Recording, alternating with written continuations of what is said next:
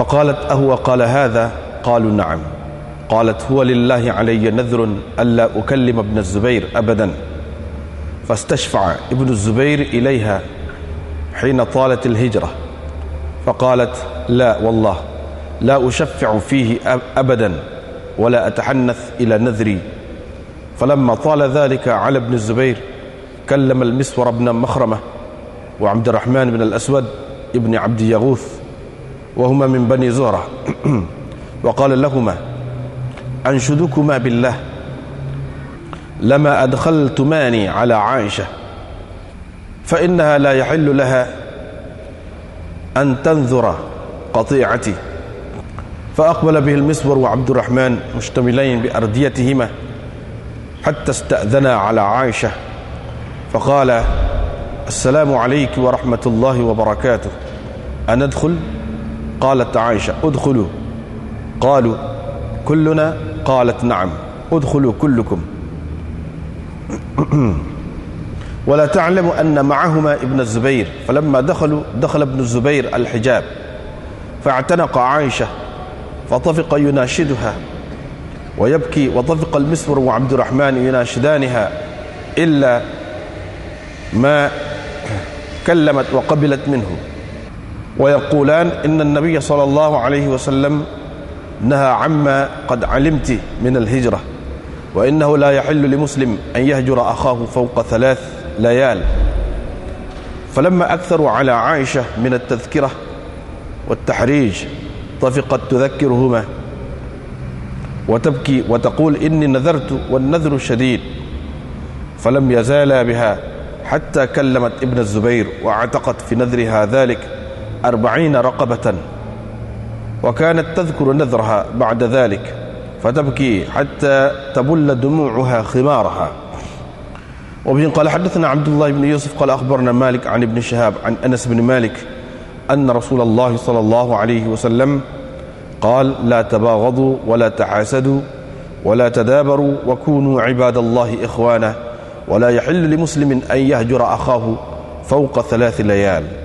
وبه قال حدثنا عبد الله بن يوسف قال أخبرنا مالك عن ابن شهاب عن عطاء بن يزيد الليثي عن أبي أيوب الأنصاري أن رسول الله صلى الله عليه وسلم قال لا يحل لرجل أن يهجر أخاه فوق 3 ليال فيلتقيان فيعرض هذا ويعرض هذا وخيرهما الذي يبدأ بالسلام. باب ما يجوز من الهجران لمن عصى. وقال كعب بن مالك حين تخلف عن النبي صلى الله عليه وسلم ونهى النبي صلى الله عليه وسلم المسلمين عن كلامنا وذكر 50 ليلة. وبه قال حدثنا محمد قال أخبرنا عبده عن هشام بن عروة عن أبيه عن عائشة قالت قال رسول الله صلى الله عليه وسلم إني لأعرف غضبك ورضاك. قالت قلت وكيف تعرف ذاك يا رسول الله؟ قال إنك إذا كنت راضية قلت بلى ورب محمد وإن كنت ساخطة قلت لا ورب إبراهيم. قالت قلت أجل لست أهاجر إلا اسمك. باب هل يزور صاحبه كل يوم أو بكرة وعشية. وبه قال حدثني إبراهيم بن موسى قال أخبرنا هشام عن معمر عن الزهري حق. وقال الليث حدثني عقيل قال ابن شهاب فأخبرني عروة بن الزبير أن عائشة قالت لم أعقل أبوي إلا وهما يدينان الدين ولا يمر علينا يوم إلا يأتينا فيه رسول الله صلى الله عليه وسلم طرفي النهار بكرة وعشية فبينا نحن جلوس في بيت أبي بكر في النحر الظهيرة قال قائل هذا رسول الله صلى الله عليه وسلم في ساعة لم يكن يأتينا فيها. قال أبو بكر ما جاء به في هذه الساعة إلا أمر. قال إني أذن لي في الخروج. باب الزيارة ومن زار قوما فطعم عندهم وزار سلمان أبا الدرداء في عهد النبي صلى الله عليه وسلم فأكل عنده. وبه قال حدثني محمد بن سلام قال أخبرنا عبد الوهاب عن خالد الحذاء عن أنس بن سيرين عن أنس بن مالك أن رسول الله صلى الله عليه وسلم زار أهل بيت من الأنصار فطعم عندهم طعاما فلما أراد أن يخرج أمر بمكان من البيت فنضح له على بساط فصلى عليه ودعا لهم. باب من تجمل للوفود. وبه قال حدثنا عبد الله بن محمد قال حدثنا عبد الصمد قال حدثني أبي قال حدثني يحيى بن أبي إسحاق قال لي سالم بن عبد الله ما الاستبرق؟ قلت ما غلظ من الديباج وحسن منه. قال سمعت عبد الله يقول رأى عمر على رجل حلة من استبرق فأتى بها النبي صلى الله عليه وسلم فقال يا رسول الله اشتري هذه فالبسها لوفد الناس إذا قدموا عليك. فقال إنما يلبس الحرير من لا خلاق له، فمضى في ذلك ما مضى.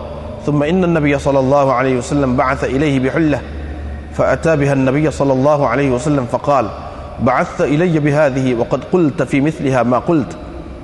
قال إنما بعثت إليك لتصيب بها مالا. فكان ابن عمر يكره العلم في الثوب لهذا الحديث. باب الإخاء والحلف.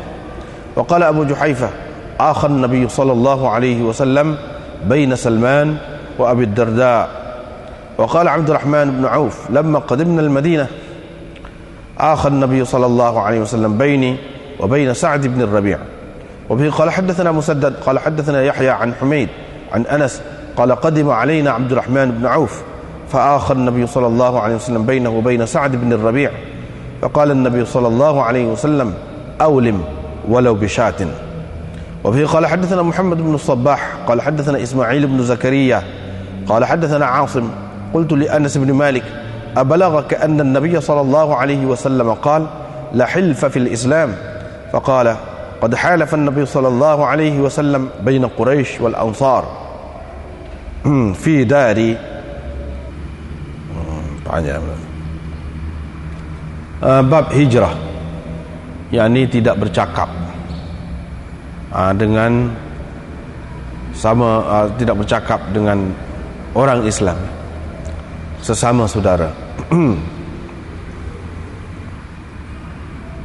ataupun ini bab meninggalkan percakapan kerana saling membenci antara satu dengan yang lain. Dengan sanadnya Imam Bukhari meriwayatkan daripada Auf ibn Tufail, dia adalah anak saudara Aisyah isteri Nabi SAW sebelah ibunya. Bahawa Aisyah, dia kata Aisyah diceritakan, yang diceritakan kepada Aisyah bahawa Abdullah bin Zubair berkata berhubung dengan penjualan ataupun pemberian yang telah diberikan oleh Aisyah. Wallahi, apa kata Ibnu Zubair, demi Allah Aisyah mesti berhenti, kalau tidak aku akan menahannya. Aku akan menahannya, yakni dengan menggunakan kekuasaan. Faqalat, Aisyah pun berkata, adakah dia berkata begini? Mereka berkata, mereka menceritakan, ya.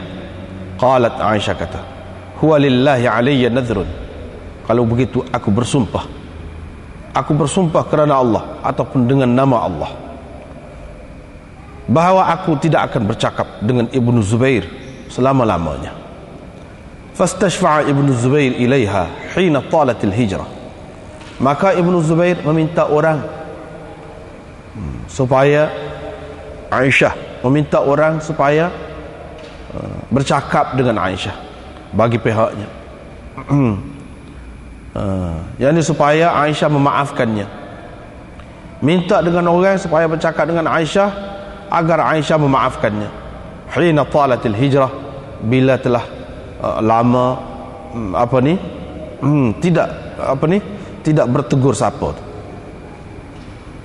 Bila telah lama putus hubungan percakapan itu. Faqalat, kata Aisyah, tidak, demi Allah aku tidak akan menerima pertolongan ataupun permintaan sesiapa pun untuk Ibnu Zubair ini selama-lamanya. Wala atahannath ila nadri, dan aku tidak akan membatalkan sumpahku.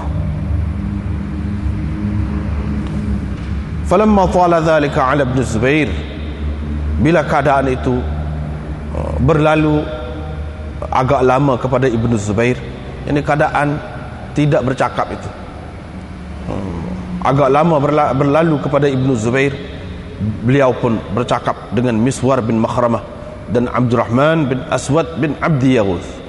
Kedua mereka ini adalah daripada Bani Zuhrah. Dia berkata kepada kedua mereka, aku memohon kepadamu dengan nama Allah ataupun kerana Allah. Aku memohon kepada kamu berdua kerana Allah, agar kamu dapat memasukkan aku menemui Aisyah, untuk menemui Aisyah, kerana tidak halal kepadanya bernazar ataupun bersumpah untuk memutuskan perhubungannya dengan aku. Fa aqbala bihil Miswar wa Abdurrahman, maka Miswar dan Abdurrahman pun pergilah dengan berselimut, dengan selimut mereka, hingga sampai ke rumah Aisyah. Mereka pun meminta izin untuk menemui Aisyah. Faqala, mereka mengucapkan salam, assalamu alayki warahmatullahi wabarakatuh, bolehkah kami masuk? Aisyah berkata, masuklah. Mereka berkata, semua kami? Aisyah berkata, iya, semua kamulah masuk. Wala ta'lamu, dia tidak sedar bahawa ada bersama kami Ibnu Zubair. Bila mereka semua sudah masuk, Ibnu Zubair pun masuk ke sebalik hijab, ke belakang hijab. Fa'tanaqa Aisyah, dia terus memeluk Aisyah. Fatafiqa yunashiduha wa yabki, dan dia pun mula memohon kemaafan daripada Aisyah, yakni meminta dengan menyebutkan nama Allah di hadapan Aisyah. Wa yabki, sambil menangis. Dan Miswar dan Abdurrahman pula minta dengan Aisyah kerana Allah, biarlah dia bercakap dan menerima menerima Abdullah bin Zubair itu.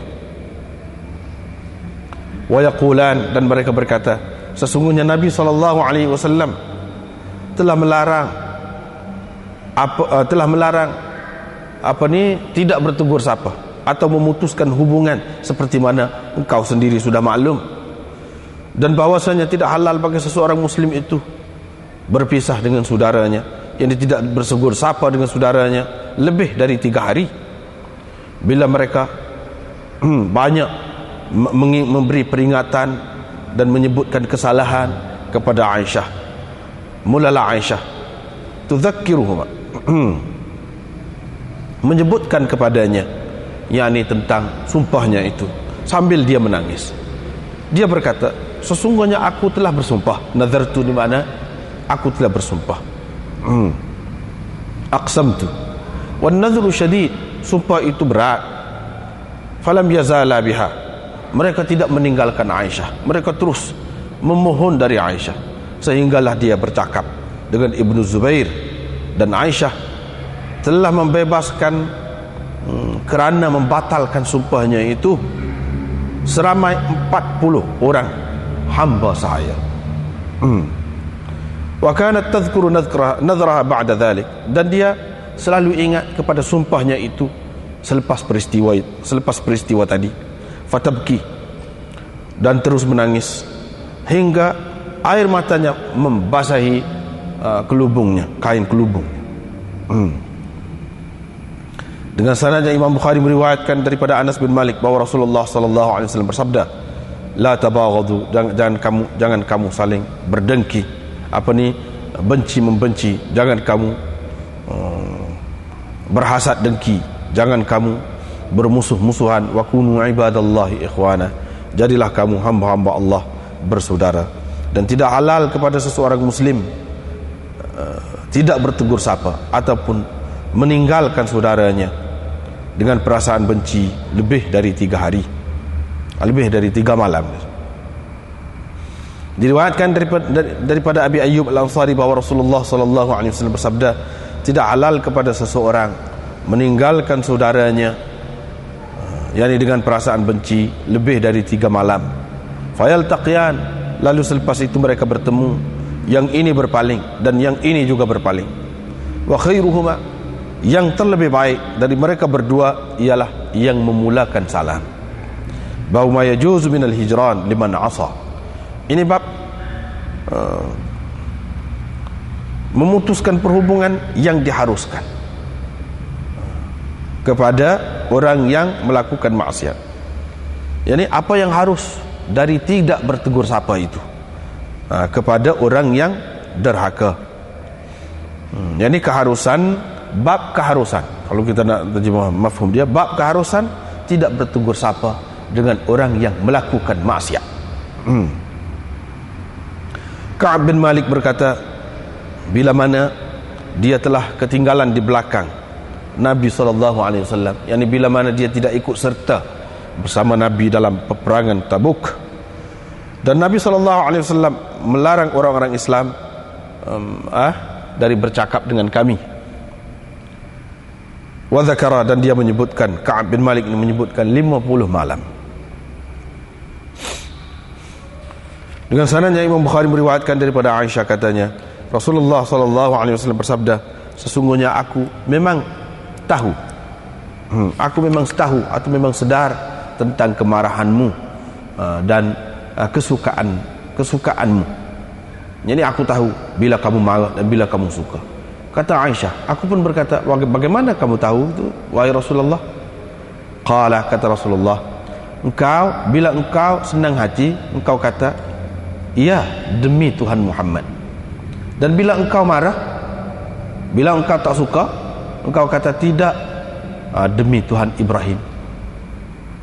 Kata Aisyah, aku berkata, iya, aku tidak tinggalkan kecuali namamu. Babun hal yazuru sahibahu kulla yawmin aw bukratan wa ashiyya. Bab, bolehkah seseorang menziarahi sahabatnya setiap hari atau pagi dan petang? Dengan sanadnya Imam Bukhari meriwayatkan daripada Urwah bin Az-Zubair bahawa Aisyah berkata, semenjak aku sedarkan tentang keadaan sekelilingku, yani lam aqil abawayya illa wahuma yadinan ad-din, tidak aku ingat dua ibu bapaku melainkan mereka berdua telah memeluk agama ini, yakni agama Islam ini. Yani sejauh yang aku ingat, setakat aku ingat, kedua ibu bapaku telah pun beragama Islam.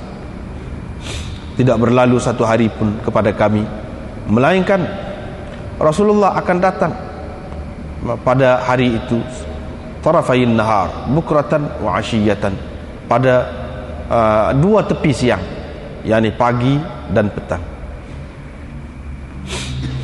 Tidak berlalu satu hari pun melainkan kami didatangi oleh Rasulullah pagi dan petang.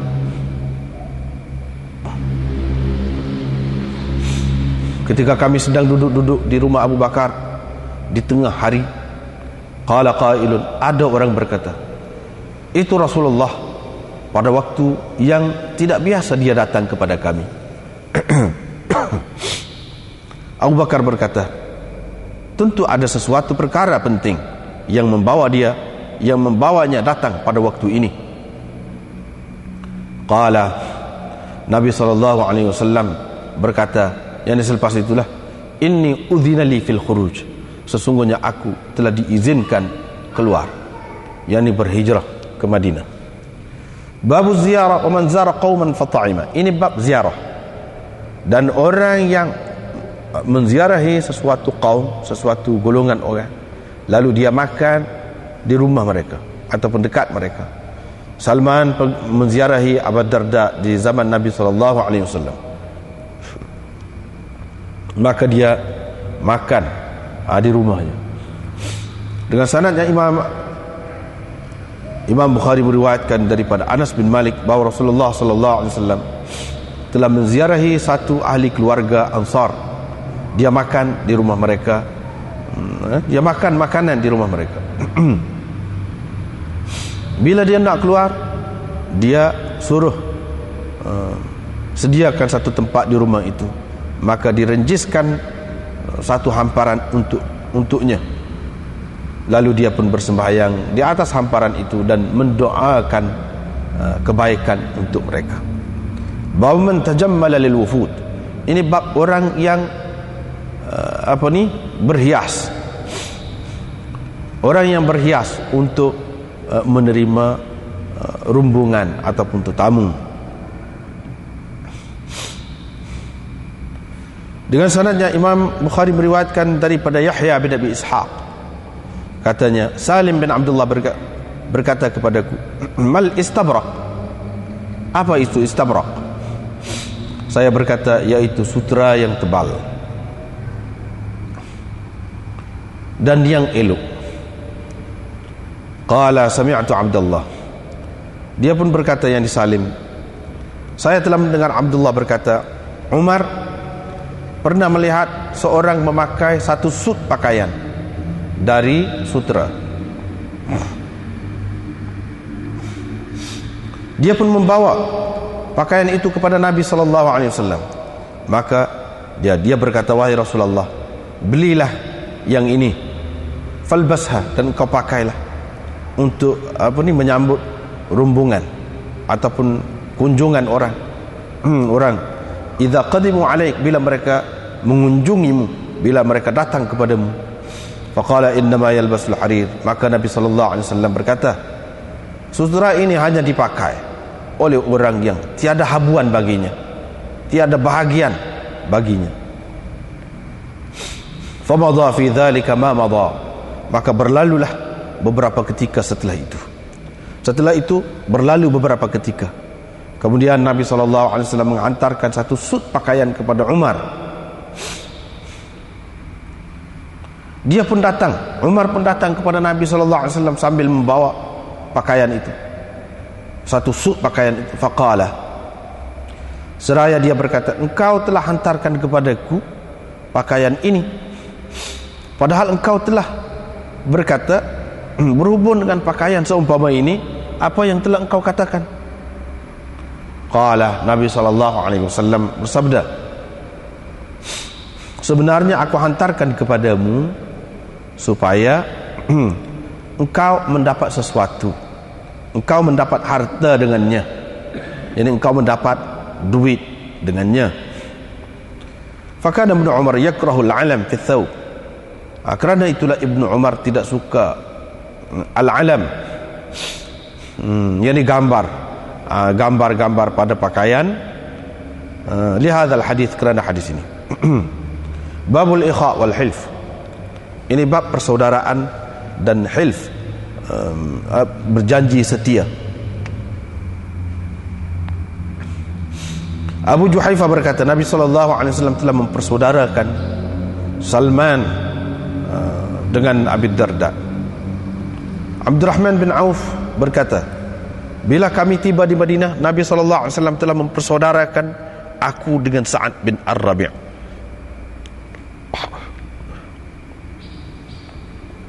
Dengan sanadnya Imam Bukhari meriwayatkan daripada Anas, katanya Abdurrahman bin Auf datang kepada kami. Lalu Nabi SAW mempersaudarakan dia dengan Sa'ad bin Ar-Rabi'. Nabi SAW bersabda, yakni kepadanya, Aulim walau bisyatin, yakni buatlah kenduri walaupun dengan hanya seekor biri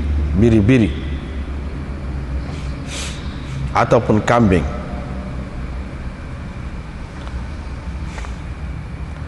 Dengan sanadnya Imam Bukhari meriwayatkan daripada Asim, katanya, aku berkata kepada Anas bin Malik, adakah engkau mendapat tahu bahawa Nabi SAW telah bersabda, la hilfa fil Islam, tidak ada sumpah ataupun janji setia dengan bersumpah dalam Islam. Faqala, Anas berkata, Nabi SAW telah mengadakan sumpah setia ataupun janji setia di antara Quraisy dan Ansar di rumahku. Yani Nabi SAW telah mempersaudarakan di antara orang Quraisy dan orang Ansar di rumahku.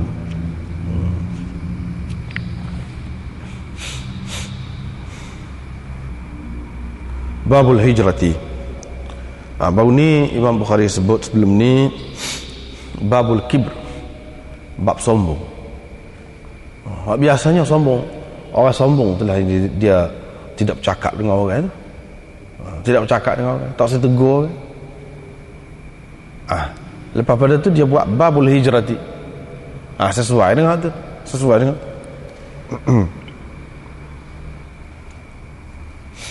bab sebelum pada ni tutup keaiban diri sendiri, tutup keaiban orang lain, tutup keaiban orang lain.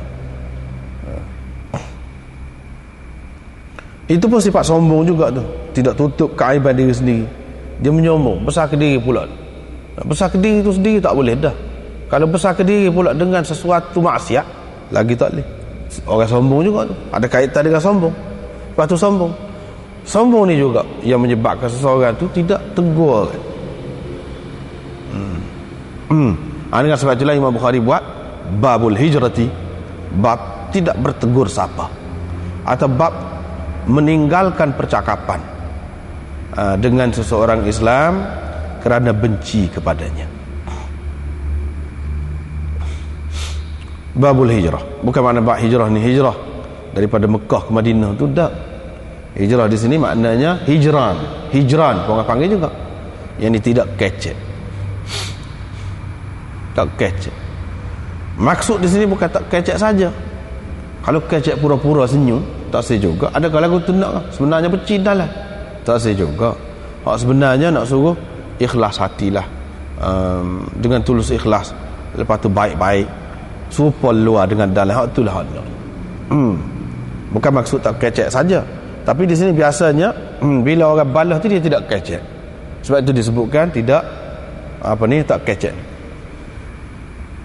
Ada juga orang nak marah kat orang dia kecek depan, tapi oleh belakang dia lagu lain.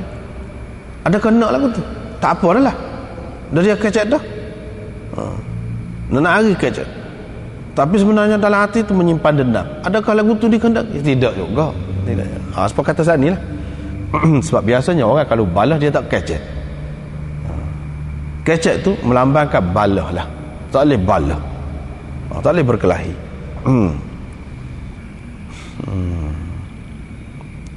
Lepas tu Imam Bukhari buat mari tidak bertegur siapa, tidak kecek ni, buat mari cerita Aisyah dengan Ibnu Zubair, anak saudaranya. Dia tak kecek lama, lebih daripada 3 hari. Adakah ini suatu kesalahan? Tak kecek. Dan adakah ini kerana sombong? Pasal lepas daripada bab sombong? Tidak.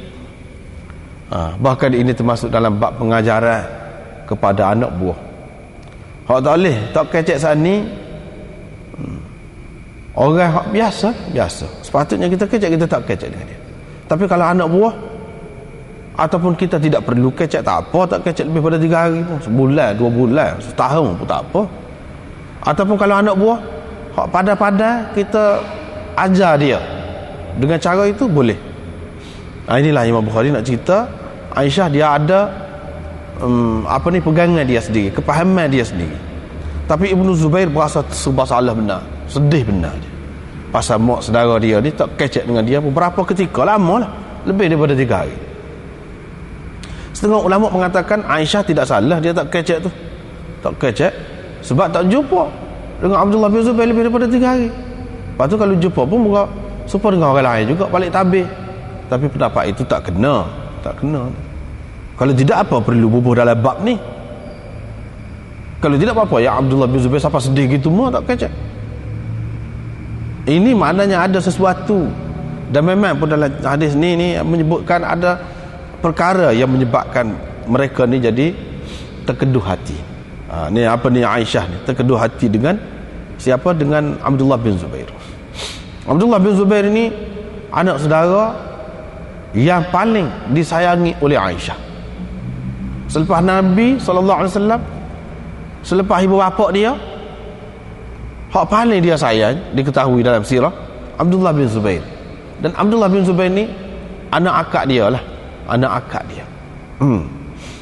Tetapi ini ceritanya, satu ketika Aisyah mendapat tahu anak saudara dia, balik ibu dia ni rakyat, bahawa Abdullah bin Zubair kata gini. Abdullah bin Zubair pada ketika itu dia mendakwa sebagai khalifah, duduk di tanah Hijaz lah. Dan dia ada kuasa juga. Dia campur tangan lah dalam hal jual beli. Aisyah jual kepada orang ataupun Aisyah beri sesuatu kepada orang. Kalau kita kata jual, kalau jual tu tak padan-padan dengan harga, benda tu mahal, dia jual murah. Itu kalau kita kata jual. Kalau kita kata dia bagi siapa, dia sendiri tak ada apa satu, dia bagi ke orang tu, bagi ke orang. Aisyah radhiyallahu anha, isteri Nabi SAW, dan begitu juga isteri-isteri Nabi SAW yang lain, selepas Nabi SAW meninggal dunia, di zaman pemerintahan Abu Bakar, Umar, Uthman dan seterusnya zaman Sayyidina Muawiyah sekalipun, mereka ni menjadi orang yang kaya raya. Setengah-setengah pemberian tu diberi bulanan, setengah-setengah pemberian tu diberi tahunan. Ratus-ratus ribu lah bui, banyak bui. Sebab apa? Kita kata apa ya bui banyak sangat tu? Dah kaya, kerajaan kaya. Ini kerana mengenangkan jasa orang-orang yang berjasa, diberi, terutamanya di zaman Sayyidina Umar, bermula daripada zaman Sayyidina Umar lah, diberi. Bukan sahaja isteri Nabi SAW, ahli Badar pun dibagi, ahli Uhud pun bagi, dan banyak lagi sahabat-sahabat yang lain mengikut kedudukan masing-masing lah. Kalau orang tu selain daripada dia ni isteri Nabi, dia pula perang, pergi ikut dalam perang misalnya, dia pula ahli ni lain, banyaklah pemberian yang dia terima daripada pihak kerajaan. Memang Aisyah ni diketahui kadang-kadang duit yang sampai kepada dia dalam jumlah yang beratus ribu, sama sedah habis, dia bagi terus ke orang. Jadi bila Abdullah bin Zubair ni tahu, dia kata dia mesti kena berhenti buat kerja lagu tu. Kalau tidak aku akan hajarkan dia. Apa makna hajar di sini? Mana aku akan tahan, gunakan kuasa pemerintah untuk menahan seseorang itu daripada menguruskan harta benda dia. Pasal apa dia kira orang ni tak erti?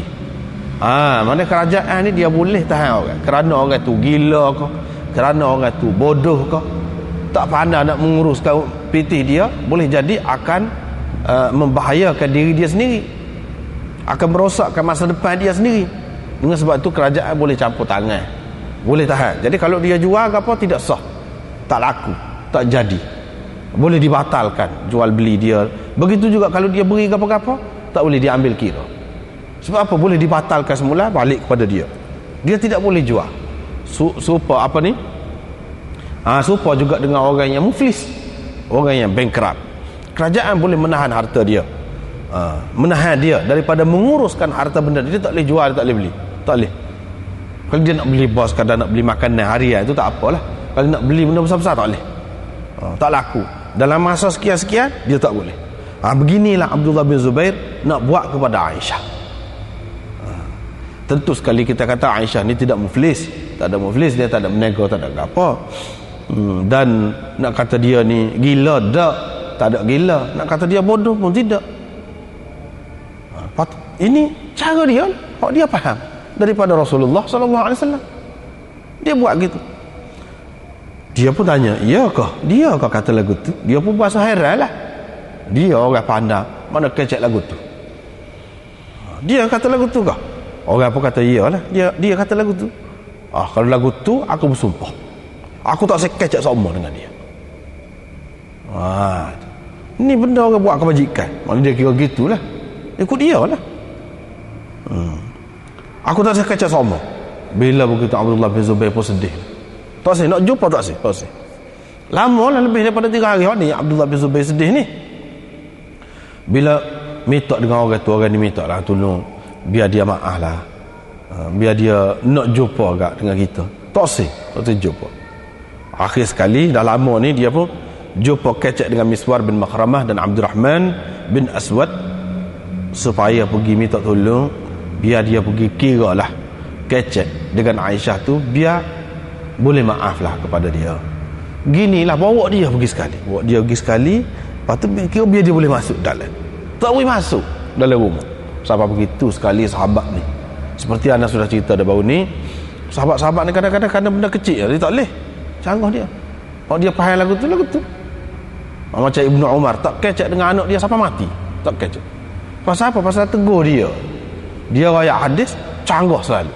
Kalau nak canggah pun nak kira kat kona sikit, jangan direct. Jangan dia tak silap. Dia panggil mu'aradah suriyah. Bantah tu apa ni mu'aradah suriyah pun dia tak silap. Apatah lagi hakikiyah. Hakikiyah ni tak boleh lah orang Islam mana boleh bantah hadis sebenarnya, tolak tu hadis tak boleh. Kalau mu'aradah bantah hadis dalam bentuk zahir saja pun dia tak sih sahabat ni. Kalau kita riwayat hadis walaupun dia tak terima, dia diam. Seperti Sayyidina Umar.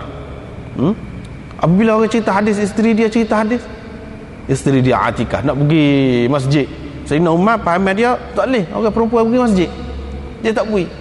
Tapi bila isteri dia baca la tamna'u ima Allah masajid Allah, jangan larang orang perempuan pergi ke masjid, jadi dia nak pergi, syarat dia tahu dah Sayyidina Umar ni tak bui bini dia pergi masjid. Kalau nak menikah boleh, kata dia. Di antara syarat dia, jangan halal dia pergi masjid. Sayyidina Umar tak kata apa. Pasal apa? Dia tak secanggah hadis. Walaupun pahaman dia tidak gitu, dia senyap. Hak dia buatnya lagu lain, tapi dia tidak canggah hadis. Itu cara sahabat. Supaya juga di zaman kemudian ni, Abu Yusuf, dalam sejarah dia, Abu Yusuf anak murid kepada Imam Abu Hanifah, dia duduk makan dalam talan tu, ramai-ramai dia duduk cari apa ni, buah labu, cari labu. Lepas tu saya suka labu sebab Nabi SAW suka labu. Dia kata ada seorang budak situ makan sekali dengan dia, budak pun balik dah lah, besar dah lah. Dia kata saya tak suka selalu. Dia pun budak ni dia kata dia sabut pedang dia. Kira-kiranya adakah dia akan bunuh? Takkanlah dia akan bunuh, tapi siapa setara tu nak marahnya. Tak boleh tak builah, canggah selalu. Walaupun kita tak setuju dengan hadis tu, kita dia. Itu adab, termasuk dalam adab kita dengan sunnah Nabi sallallahu alaihi wasallam. Lepas tu Ibnu Zubair ni minta dia apa pergi minta nak jumpa dengan Aisyah. Boleh kau masuk? Boleh masuk belakang kau, kata dia. Dia tak nampak pun dia balik tabir. Memang isteri-isteri Nabi SAW tu maklum pada ketika tu nak cakap di balik tabir. Masuk belakang lah. Dia tak tahu Abdullah bin Zubair ada sekali.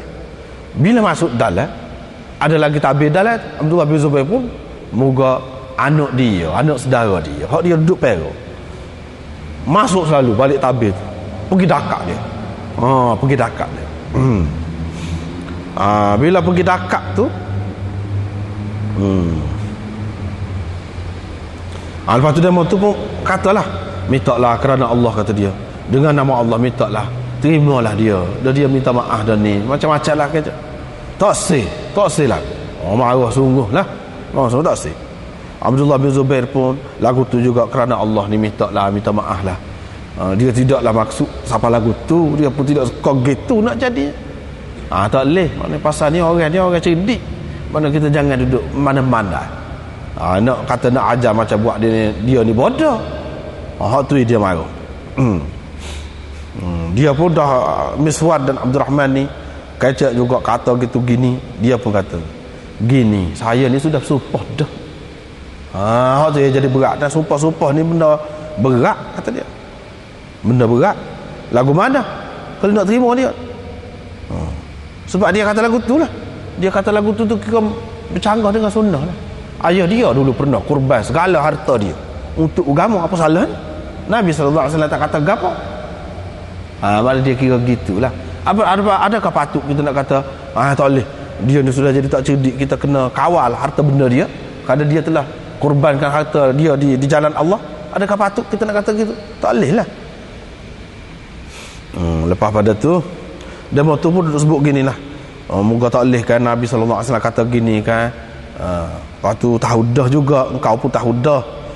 Lalu lama-lama dia pun kata dia sudah bersumpah, sumpah ni benda berat, kata dia. Lepas tu kecek, lama-lama dia pun batal lah sumpah dia. Batal sumpah dia tu dengan cara lagu mana dia buat? 40 orang pula hamba dia merdeka. Lepas tu dia ada hamba seramai tu. Tak mesti ada hamba seramai tu, dia belilah. Dia beli hamba merdeka, beli merdeka.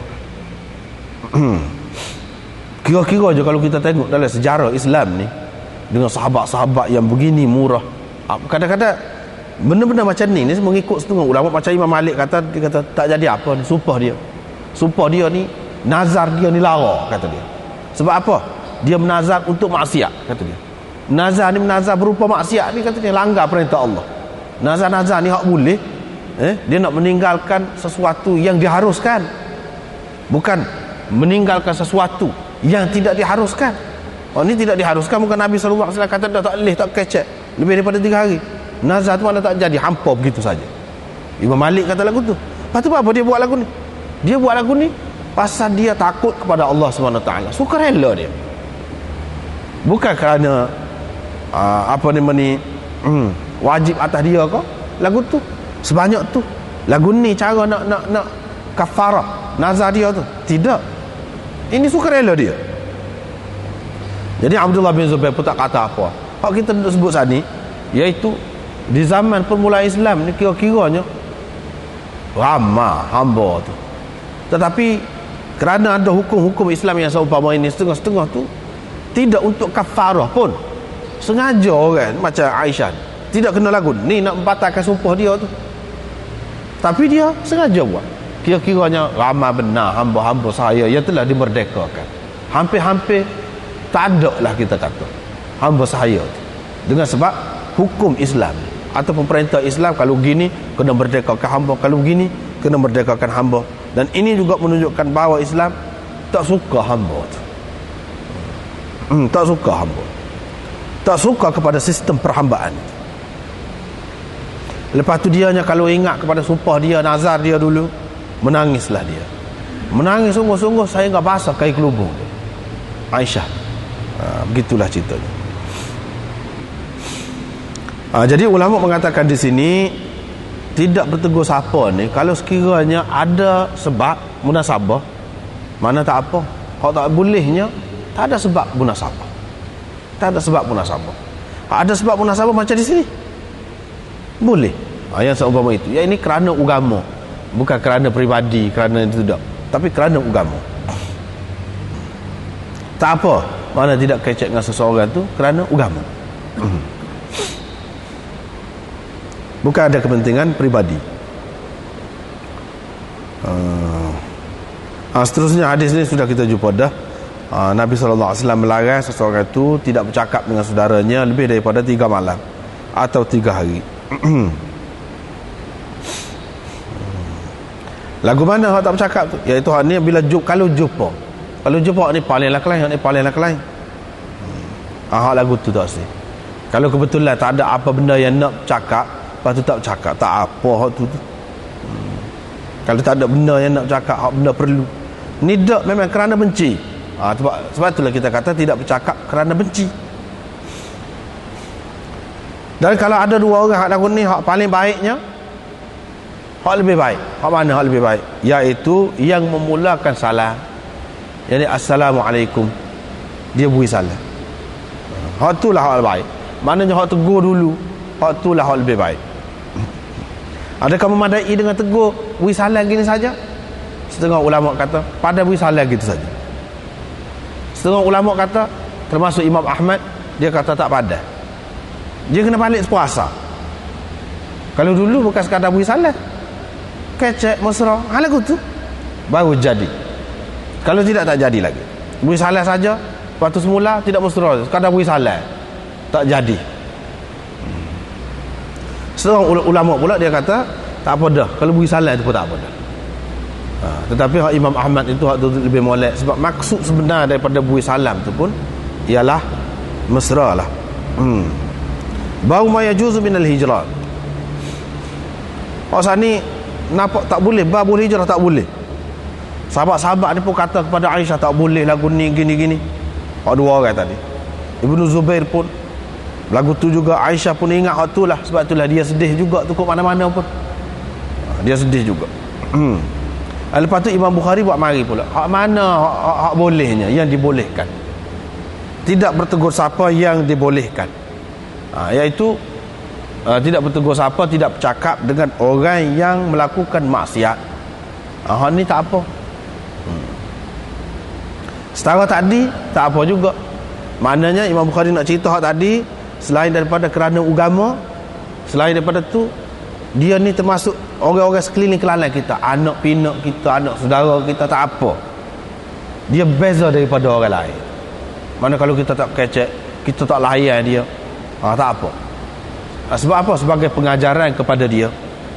Hak ni pula orang lain pula semata-mata kerana agama, semata-mata kerana agama, bukan kerana pendidikan, kerana apa tak, agama semata-mata.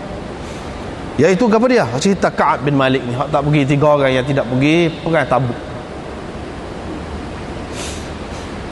Iaitu dia cerita, dia sendiri cerita, Nabi SAW larang orang Islam bercakap dengan kami. Orang tak bercakap selama mana? 50 malam tak bercakap. Kalau jumpa pun tak tegur. Bukan setakat 3 hari, bukan setakat 3 malam tak bercakap, lebih daripada tu. Tapi hal ni dengan perintah Nabi SAW sendiri. Adakah perintah Nabi SAW ni khusus dengan demon ni saja? Tidak. Sesiapa pun. Kemudian kalau sekiranya kalau sekiranya dia melanggar perkara yang besar macam ni, boleh kita tidak tegur dia. Supaya apa? Supaya dia beringat. Iaitu dia tidak melakukan lagi kesalahan yang sama itu. Bukan senang nak jadi sahabat. Ada kelebihan pun. Tak kena gaya lagu ni lah. Tak kena gaya. Dipulau oleh sahabat-sahabat selama 50 malam. Tak kecek. Imam Bukhari nak cerita bukan semua tidak bersegur sapa tu tak boleh. Bukan semua tak bercakap tu tak boleh. Ada kalanya boleh. Hak lagu ni lah boleh. Hak lagu ni. Kemudian riwayat daripada Aisyah, iaitu Nabi SAW kata, aku tahu kalau kamu marah lagu mana, kalau kamu senang hati lagu mana. Kalau senang hati kata, ya demi Tuhan Muhammad. Kalau tidak senang hati, kalau nak marah kata, tidak, demi Tuhan Ibrahim. Demi Tuhan Ibrahim. Aisyah pun kata, yalah, aku tidak tinggalkan kecuali namamu. Maknanya tak sebut nama saja di situ. Hak lain-lain buat belaka, molek belaka. Hak lain-lain dari segi layan, dari segi apa, molek belaka. Mana situ hak Nabi boleh kesannya situ. Hak lain tak ada. Dari segi bercakap, bukan tak bercakap. Ini nak Imam Bukhari nak cerita pula, tidak bercakap lagu ni, tidak menggunakan setengah-setengah perkataan dengan orang-orang tertentu. Itu tidak termasuk dalam bab tidak bercakap. Tak termasuk dalam itu. Yang dilarang itu tidak. Tidak kata ada suami isteri biasanya mesra sangat, panggil tu lebih lah kita kata panggil, tiba-tiba jadi lagu lain, tapi hubungan lain molek sekadar tu saja, maka termasuk dalam hak ni? Tidak, tak termasuk. Bahkan dalam hubungan keluarga tu dia ada istimewa lagi. Sebab apa? Orang perempuan yang jadi nak marah, yang jadi gitu gini ni tidak kerana lain, melainkan kerana dia sayang, terlajak sayang, kerana cemburu kah, ini semua kerana dia sayang. Dan sebab itu kalau kita kata tak boleh perkara-perkara yang seumpama ini, akan jadi sukar lah, banyaklah sangat dosa dalam hubungan kekeluargaan itu. Jadi perkara-perkara yang kecil-kecil yang seumpama ini tak apa kalau berlaku. Tidak termasuk dalam bab hak tak boleh itu. Boleh kita tidak bercakap. Di antara suami isteri tidak bercakap, tidak menggunakan perkataan-perkataan tertentu, tak apa. Satu, Imam Bukhari nak cerita di sini, yang pertamanya dalam hubungan masyarakat, kesalahan maksiat tu berkait dengan masyarakat, boleh kita pulau ataupun putuskan hubungan dengan seseorang. Yang kedua, hak berkait dengan peribadi, kekeluargaan. Hak ni pun ada ketikanya boleh kita tidak bercakap untuk pengajaran. Pengajaran lagu mana? Isteri kita. Isteri kita, kita buat tak kecek pada dengan dia. Untuk pengajaran. Hak tu tak apa. Mengikut setengah ulama kan dia kata tak apa. Kalau tidak dia tak faham. Kalau tidak dia tak faham. Anak kita begitu juga. Hak ni di antara yang diharuskan. Baiklah. Tadi bab tidak bercakap, memutuskan hubungan percakapan dengan seseorang tu, hak ni pula pergi ziarah tu, pergi mari. Hak naknya lagu mana? Pergi marilah. Pergi mari. Apabila pergi mari dengan sendirinya jadi bercakap, tak bercakap, pergi mari saja. Pergi mari inilah yang membawakan kemesraan. Mana kalau dia tidak ziarah kita pergi ziarah dia. Dia hak jadi hak kuah-kuah tu jadi ilah, jadi jernih. Itulah yang sebaik-baiknya. Selain daripada itu, Imam Bukhari nak cerita di sini, dia nak isyaratkan kepada satu hadis yang masyhur di kalangan orang ramai, iaitu zur ghibban tazdad hubban. Maknanya ziarahlah dengan berselang-selang hari, nescaya akan bertambah kasih sayang di antara kamu. Yang ni kita jangan pergi ziarah rumah orang tu nak hari, tiap-tiap hari, jangan. Paling tidak mana hari ni pergi, esok tak pergi, lusa baru pergi, tulak tak pergi pula, lepas tu pula baru pergi. Macam tu, ada berselang-selang hari. Imam Bukhari nak mengisyaratkan bahawa hadis itu tidak sahih. Tidak sahih. Itu tujuan dia buat tajuk ni. Sebab apa? Dia buat tajuk dalam bentuk istifham, tanya, bolehkah seseorang melawat ataupun menziarahi kawannya tiap-tiap hari atau pagi dan petang? Bolehkah? Boleh jadi kalau orang dengar hadis tadi yang pertama tadi, orang kata tak boleh lah kalau tiap-tiap hari. Pagi petang lagilah tak boleh. Tiap-tiap hari pun tak boleh. Sebab barulah menimbulkan kasih sayang kalau berselang-selang hari. Kalau tidak, tak timbul kasih sayang. Jadi tawar pula. Boleh jadi orang kata tak boleh. Tapi Imam Bukhari nak cerita, dia buat dalam bentuk pertanyaan. Lepas tu dia bagi hadis. Abu Bakar pergi nak hari ke rumah Nabi. Apa dia Nabi SAW pergi tiap-tiap hari ke rumah Abu Bakar. Pagi petang dia pergi semua tiap-tiap hari. Ini kata Aisyah, saya ingat-ingat tu ibu bapa saya sudah Islam dah. Lepas pada tu Nabi SAW pergi semua tiap-tiap hari. Tak ada satu hari yang Nabi tak pergi. Dia perginya waktu mana? Pagi atau petang, atau pagi petang.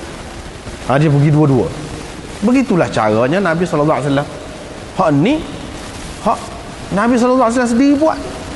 Bagaimana kita nak kata pergi berselang-selang hari? Hak tu tidak sahih. Memang pun tidak sahih.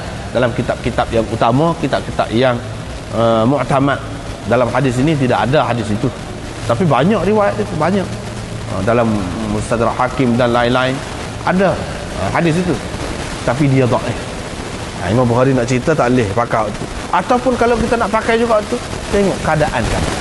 Yang ni kepada orang-orang yang tidak biasa lah. Bukan sahabat rapat, bukan orang dekat-dekat dengan kita dari segi hubungan kekeluargaannya. Sahabat lah, jauh-jauh. Itu jangan pergi acak lah. Kalau pergi acak jadi tawar ataupun menyusahkan dia. Itu betul. Kalau banyak kerja, tak apa, 2-3 kali sehari, 10 kali sehari pun tak apa pergi. Ni sesuai dengan hadis ni. Maknanya hadis tadi umum, tidak boleh kita pakai untuk semua orang. Hadis ini khusus, yang ni kepada orang yang rapat seperti Nabi SAW dengan Abu Bakar, pergi macam ni. Barulah mesra, lagi banyak jumpa, lagi mesra, tak apa, pagi petang pun tak apa. Lepas tu pada hari, inilah hadis ni, hadis ringkas dalam bab hijrah. Nabi SAW hak panjang tu dia ada sebut dengan panjang lebar. Memang pada waktu siang hari lah, ni tengah hari. Waktu tengah hari dia tak ajak. Pada hari tu pergi tengah hari, orang kata Nabi tu mari. Abu Bakar kata mesti ada suatu perkara besar yang membuatkan dia mari. Daripada lepas pada tu ceritanya hijrah lah. Daripada situlah kita kata hijrah.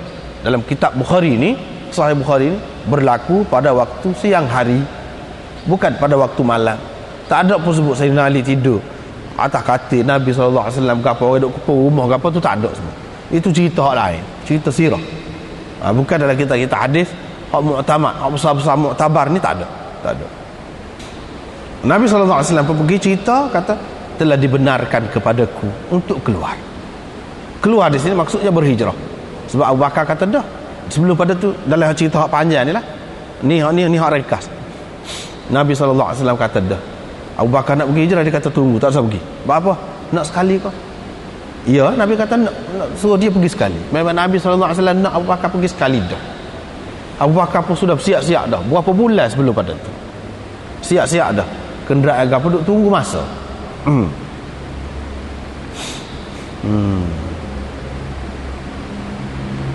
Bab ziarah wa man zara qauman fat'ima indahum.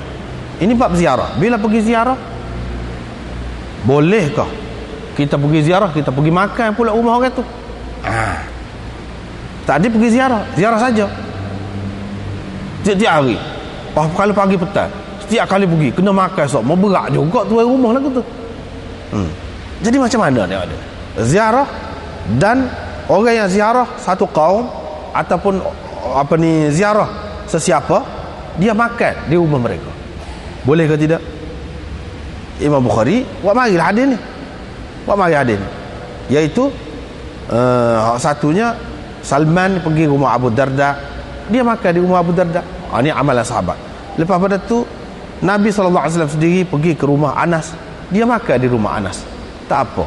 Pergi makan di rumah orang, tak apa. Lepas tu apa maksud Imam Bukhari buat tajuk ni? Dia nak cerita pergi ziarah ni kena ikhlas. Jangan pergi ziarah ni kerana nak makan di rumah orang. Janganlah gitu.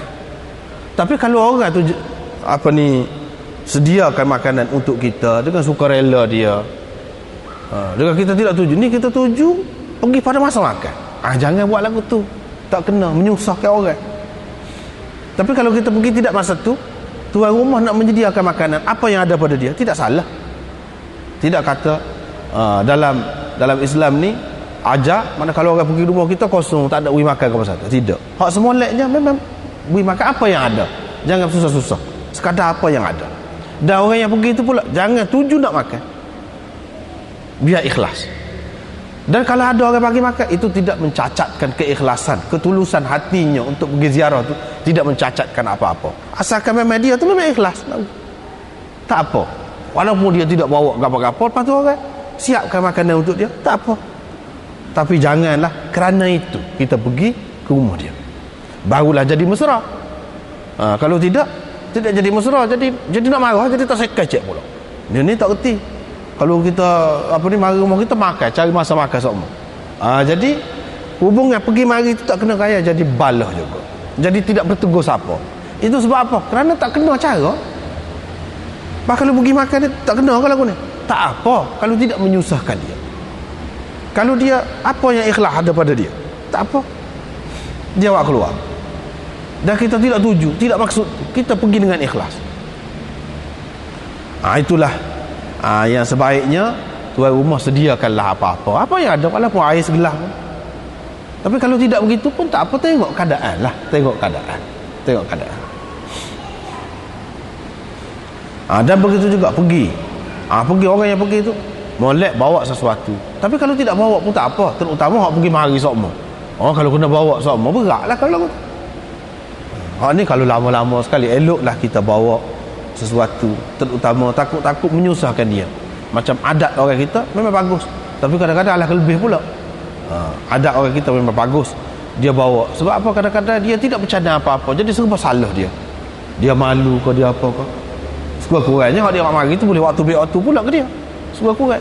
Jadi itu baguslah cara macam itu, tidak menyusahkan dia. Bab man tajammala lil wufud. Ini nak suruh mesra lagi. Kalau tadi tidak kecek tu sebab apa? Sebab tidak mesra. Di antara sebab tidak mesra, tidak pergi mari. Maka suruh pergi mari. Pergi mari tu kena ada cara dia pula. Barulah menambahkan kemesraan. Di antara yang menambahkan kemesraan lagi, iaitu apa dia? Berhias ataupun berjanguk, kita kata, untuk orang yang datang berkunjung di rumah kita. Bermakna kita menghormati dia, menghargai kedatangan dia, kita suka dengan kedatangan dia, kita menyambut baik kedatangan dia tu. Ni makna bab man tajammala lil wufud. Berarti Imam Bukhari nak cerita, kalau kita dalam majlis-majlis rasmi, tidak nanti majlis rasmi, rumah kita orang nak mari, orang tak biasa mari, kita siap sikit rumah kita, biar kemah, pakaian di tubuh kita pun biar kemah, comel sikit, tak apa. Bahkan itulah yang baiknya, cuma dalam hadis ni hak sebut ni, Nabi SAW kata sutera ini hanya dipakai oleh orang yang tidak ada habuannya di akhirat nanti. Bila Sayyidina Umar bawa pergi sutera tu, dia kata ambil ni lah, pakai ni, bila orang mari boleh pakai ni, comel, molek. Nabi SAW kata sutera ini hanya dipakai oleh orang yang tidak ada habuannya di akhirat. Maksud dia sutera tu bukan dia bantah Sayyidina Umar. Maksud Sayyidina Umar bawa sutera tu untuk Nabi SAW berjanguk, berhias. Maksud tu Nabi SAW tidak bantah. Makna kalau benda tu tidak haram, tentu boleh. Mana untuk berjanguk, untuk apa tu boleh, tak apa. Kalau tak boleh, janguk tu sendiri tak boleh, tak boleh dengan sutera pun tak boleh, dengan benda lain pun tak boleh, tentu Nabi SAW kata, apa pasal nak janguk-janguk ya? Tak boleh janguk, tak perlu janguk. Dia kata lagu tu nidak. Dia cuma tolak hak sutera tu. Hak berjanguk maksud Sayyidina Umar, itu dia tidak tolak. Daripada situlah Imam Bukhari tarik kesimpulan bahawa berjanguk ataupun berhias untuk menyambut tetamu tak apa. Bahkan itu termasuk dalam sunnah Nabi SAW. Lepas tu pula Nabi SAW hantar pula yang seumpama itulah kepada Sayyidina Umar, kain sutera. Sayyidina Umar apa heran, bawa pergi kain tu, pergi kat Nabi. Tidak kau dulu hak lagu ni lah saya bagi kepada Rasulullah tak beri, dan Rasulullah kata gini-gini. Rasulullah pun kata tidak semesti aku bagi tu, aku nak suruh kamu pakai. Kamu boleh jual, atau kamu tak usah jual, kamu bagi kepada isteri kamu, siapa-siapa boleh pakai. Atau kamu bagi kepada ahli keluarga kamu, orang kafir, kau ikut orang kafir, masih kafir. Dan dalam riwayat sebelum pada ni kita sudah jumpa Sayyidina Umar bagi hak tu kepada keluarga dia hak tidak Islam, dia bagi, ikutlah, tak apa. Jadi di sini pun Nabi SAW kata begitu, untuk engkau dapat duit kamu ambil. Hak aku kata kamu bagi, aku tak mau dulu, kamu maksud aku pakai, hak tu tak boleh. Hak tu tak boleh, memang tak boleh, kamu pun tak boleh. Di sini menunjukkan ada setengah-setengah perkara tu hanya orang lelaki saja tak boleh, orang perempuan tak apa. Macam sutera haram, tapi haram bukan untuk semua, untuk orang lelaki saja. Orang perempuan tidak haram. Sumpah juga emas, dan ada lagi beberapa perkara yang lain tidak haram kepada perempuan, kepada lelaki tak boleh.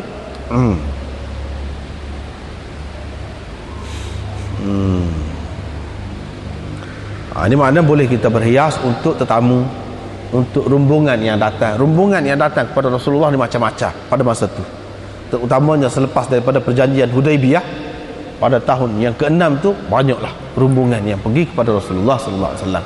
Pasal aman dah, pasalnya aman dah, jalan tu tidak ada gangguan. Jadi orang kafir pergi nak tahu Islam, ada juga. Orang Islam telah memeluk agama Islam tempat dia, tapi tak boleh nak pergi semua, sebahagian saja pergi berjumpa dengan Nabi SAW, ada juga. Dan dia nak dapat panduan daripada Nabi SAW, apa yang patut kita semua ni orang Islam ni buat. Dia pun pergi duduk dengan Nabi SAW beberapa hari, ada 2-3 hari, ada 10 hari, ada sampai sebulan duduk dekat Nabi SAW, tengok macam mana Nabi SAW buat. Begitulah rombongan-rombongan yang pergi ni macam-macam. Rombongan perutusan daripada raja-raja pun ada juga, daripada pemerintah pembesar negeri ada juga.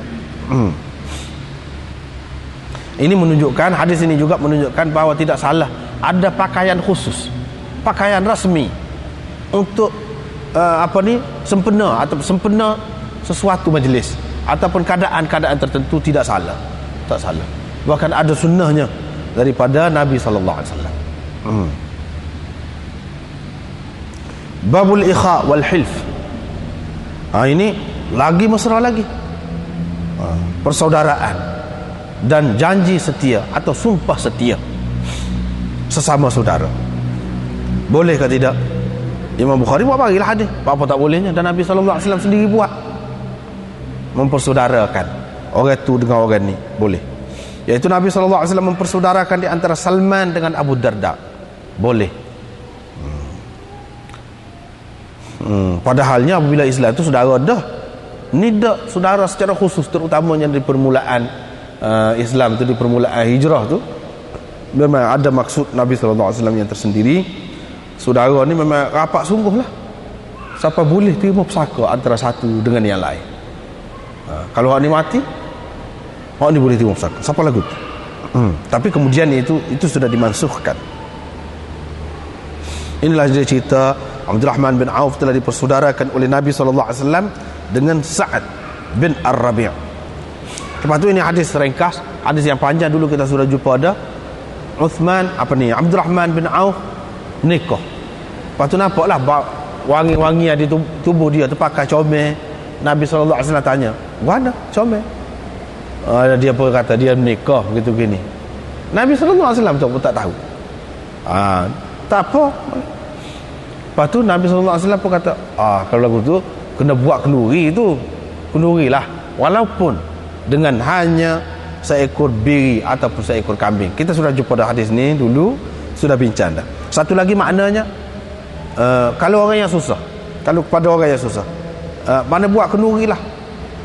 Buat kendurilah walaupun dengan menyembelih seekor kambing. Mana kalau kambing tu besar kepada dia, istimewa dah, mahal dah kepada dia, kambing pun tak apa.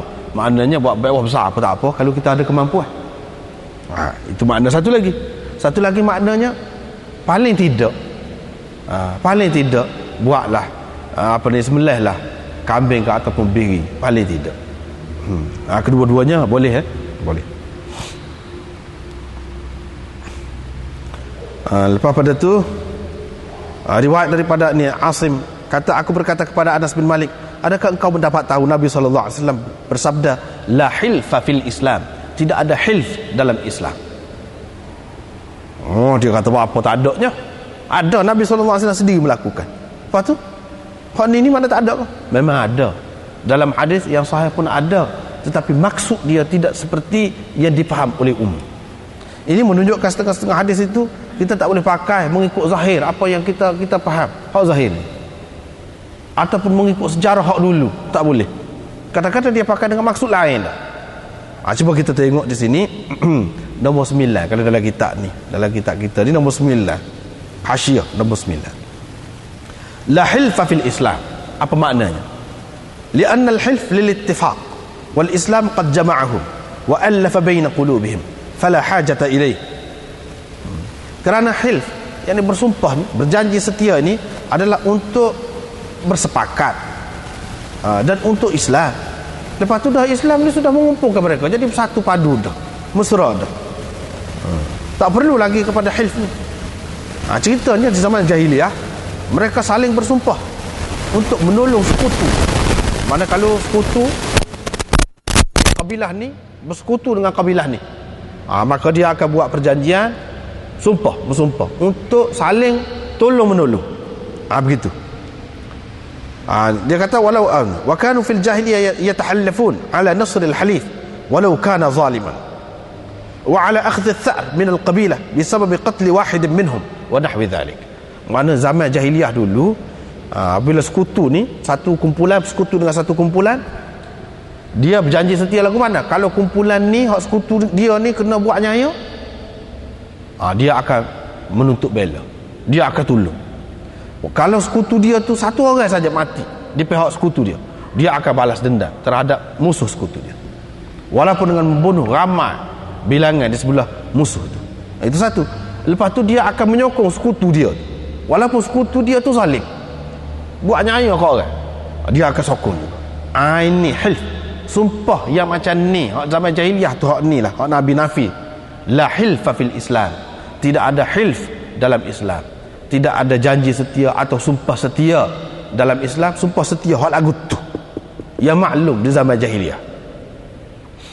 Adapun kalau sumpah setia untuk membela Islam, untuk hidup cara Islam, tolong menolong atas perkara yang baik, tu tak apa. Inilah Anas kata, apanya kata dia, Nabi SAW sendiri telah mengadakan sumpah setia di antara Quraisy dan Ansar, iaitu dengan mempersaudarakan mereka di rumah aku. Berapa tak apa ni? Berapa tak adanya kata dia. Ada. Lepas tu adalah hadis ni hak Nafi. Hak Nafi ni hak lain, hak zaman jahiliah tu. Mana kawan kita tu, walaupun dia ni jahat, walaupun dia ni zalim, walaupun dia ni tak betul, kita bela semacam ni. Bersumpah atas keadaan tu, atas perkara tu, hak tu hak tak boleh. Hak tu hak tak ada dalam Islam. Ada pun sumpah setia macam bai'ah, macam gapo tu ada. Ataupun mu'akhad, Nabi SAW mempersaudarakan di antara orang Quraisy, Muhajirin dan Ansar, itu waktu ada, itu tidak nafi. Ada kalanya dengan cara begini, dengan mempersaudarakan, dengan perapak, buat lagu ni, dia boleh menambahkan kemesraan lagi.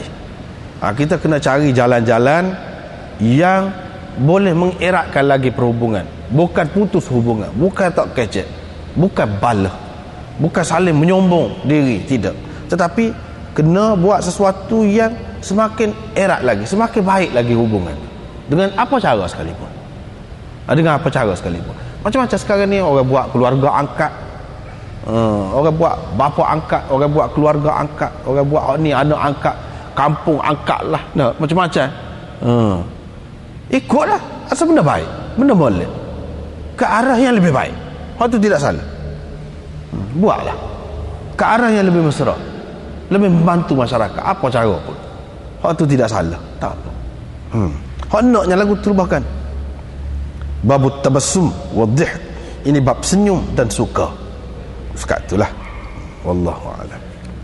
Wa akhiru da'wana alhamdulillah.